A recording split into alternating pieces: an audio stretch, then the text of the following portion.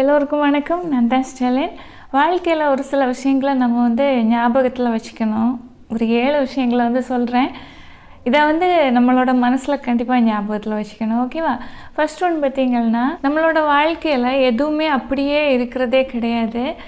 எல்லாமே மாறிக்கிட்டே இருக்கும். இன்றைக்கி நம்ம ஹாப்பியாக இருப்போம், சந்தோஷமாக இருப்போம். நாளைக்கு ஒரு துன்பம் வரலாம். ஓகேவா? இல்லை இன்றைக்கி துன்பத்தில் இருக்கலாம், நாளைக்கு இன்பம் வரலாம். எதுவுமே நிரந்தரமாக அப்படியே இருக்கிறதில்ல. மாற்றங்கள் நிகழ்ந்துக்கிட்டே இருக்கும். அதே மாதிரி சூழ்நிலைக்கு ஏற்றபடி நம்மளோட வாழ்க்கையை அமைச்சு நம்ம போயிட்டே இருக்கணும். இன்பமான சூழ்நிலையை நம்ம தக்க வச்சுக்கணும்னு எவ்வளோ போராடினாலும் அது நடக்கிறதில்ல. துன்பமான சூழ்நிலையும் நம்ம தக்க வச்சிக்க முடியாது. ஓகேவா? எல்லாமே மாறி மாறி வந்துக்கிட்டே தான் இருக்கும்.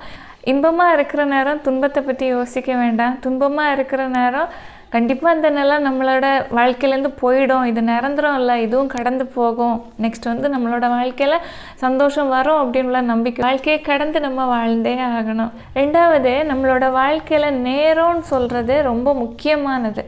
இன்றைக்குள்ள நாளைக்கு நம்ம பார்க்க முடிகிறதில்ல. ஓகேவா? இன்றைக்கி ஒரு மணி நேரங்களை நம்ம இழந்துட்டோம் அப்படின்னா நாளைக்கு இதே நேரத்தை இதே காலத்தை நம்மளால் கொண்டு வர முடிகிறதில்ல. ஒவ்வொரு நேரங்களும் பொன் போன்றதுன்னு சொல்லுவாங்க. அதை பலனுள்ளதாக செலவு செய்யணும் அப்படின்னு. காலங்கள்னு சொல்கிறது கடந்து போயிட்டே இருக்கும். இன்றைக்கி நான் ரொம்ப வருத்தத்தில் இருக்கிறேன் அப்படின்னா, அதாவது நம்ம ரொம்ப ஒரு வேதனை வருத்தத்தில் இன்றைக்கி இருக்கிறோம் அப்படின்னா, நாளைக்கு வர்ற நேரங்கள் நம்மளோட காயங்களை குணப்படுத்துகிற விதமாக இருக்கும்.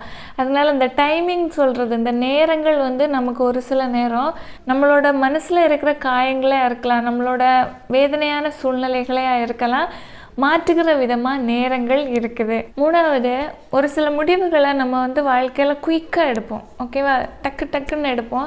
ஒரு சில முடிவுகள் கரெக்டான முடிவுகளை நமக்கு கொடுக்கலாம். ஆனால் ஒரு சில நேரங்களில் குயிக்காக நம்ம எடுக்கிற முடிவுகள் சீக்கிரமாகவே நம்மளை காயப்படுத்துகிற விதமாகவும் இருக்கும். அதனால் முடிவுகள் எடுக்கும்போது கொஞ்சம் நிதானமாக யோசித்து சிந்தித்து எடுக்கிறது நல்லது. நாலாவது, நம்ம எல்லார் மேலேயும் அன்பு வச்சுப்போம். ஆனால் ஒரு சிலர் மேலே அளவு கடந்த அன்பு வச்சுப்போம்.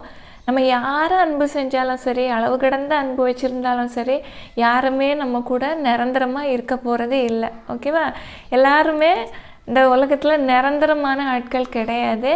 அதனால் காலம் கடந்து நம்மளை விட்டு ஒருத்தர் பிரிஞ்சு போகிறதுக்கு முன்னாடி நம்மளோட அன்பை, நம்மளோட உண்மையான அன்பை அவங்கக்கிட்ட முழுசாக காட்டுறது நல்லது. காலம் கடந்து போய் எல்லாம் இழந்த பிறகு அன்பை காட்டணும்னு நினச்சா எந்த ஒரு பலனும் இல்லை.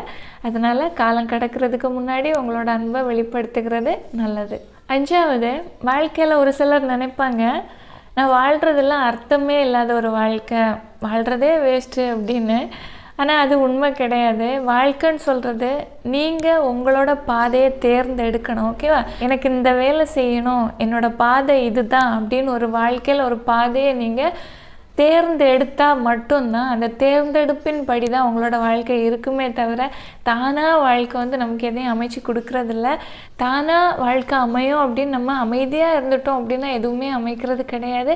நம்மளோட முயற்சியில் தான் நம்மளோட பாதைகள் கரெக்டாக தெரியும். ஆறாவது, வாழ்க்கையில் ஒரு சிலர் ரொம்ப அதிகமான துன்பப்பட்டிருப்பாங்க. ஒரு சிலருக்கு சின்ன சின்ன விஷயங்களாக இருக்கலாம். எப்படிப்பட்ட துன்பமான வாழ்க்கையை நீங்கள் வாழ்ந்து அதை கடந்து போயிருந்தாலும் ஒரு நாள் நீங்கள் அந்த துன்பத்தை பற்றி வாழ்க்கையோட பின்பகுதி, அதாவது பின்னாடி அது நடந்திருக்கோ அதை கடந்து வந்துட்டீங்க, அந்த வாழ்க்கையை வச்சு நினைக்கிற நேரம் கண்டிப்பாக உங்களுக்கு தோணும், ஓ நம்மளோட வாழ்க்கையில் இவ்வளோ பெரிய பாதையை நம்ம கடந்து வந்துட்டோம், அவ்வளோ கஷ்டமான சூழ்நிலையை நம்ம கடந்து வந்திருக்கோம் அப்படின்னு உள்ளதை உங்களால் நினச்சி பார்க்க முடியும். ஆனால் அந்த துன்பத்துக்கு உள்ளாடி நீங்கள் போக மாட்டீங்க. ஆனால் அந்த நினைவுகளை உங்களால் கொண்டு வர முடியும். அந்த நினைவுகள் உங்களோட ப்ரெசண்ட்டான லைஃபு, இப்போ நீங்கள் வாழ்ந்துட்டுருக்கிற லைஃப்பை பாதிக்காதபடி பார்த்துக்கணும். ஏன்னா பழைய துன்பங்களை நீங்கள் நினைக்கிற நேரம் புதிய வாழ்க்கையில் அந்த துன்பத்தை ஞாபகங்களோட முழுசாக கொண்டு வந்துட்டீங்க, அந்த செயலில் கொண்டு வராமல் இருந்தாலும் அந்த மைண்டில் ஃபுல்லாக கொண்டு வந்துட்டீங்க அப்படின்னா ப்ரெசண்ட்டாக உள்ள வாழ்க்கை, இப்போ நீங்கள் வாழ்ந்துட்டுருக்கிற வாழ்க்கையை டிஸ்டர்ப் பண்ணாமல் பார்த்துக்கணும். கடந்தது கடந்ததாகவே இருக்கட்டும். நிகழ்காலத்தை பார்த்து எதிர்காலத்தை பார்த்து வாழ்ந்துட்டு போயிட்டே இருக்கிறது நல்லது. ஏழாவது, யாருமே பர்ஃபெக்ட் கிடையாது. ஓகேவா? எல்லாரும் பர்ஃபெக்டாக இருக்கணும்னு தான் நினைக்கிறோம், எல்லாமே செய்கிறோம். ஆனால் நம்மக்கிட்டேயும் சின்ன சின்ன விஷயங்கள் மிஸ்டேக்ஸ் இருக்கலாம். ஆனால் அந்த மிஸ்டேக்குக்காக நீங்கள் வருத்தப்பட வேண்டிய அவசியமே இல்லை.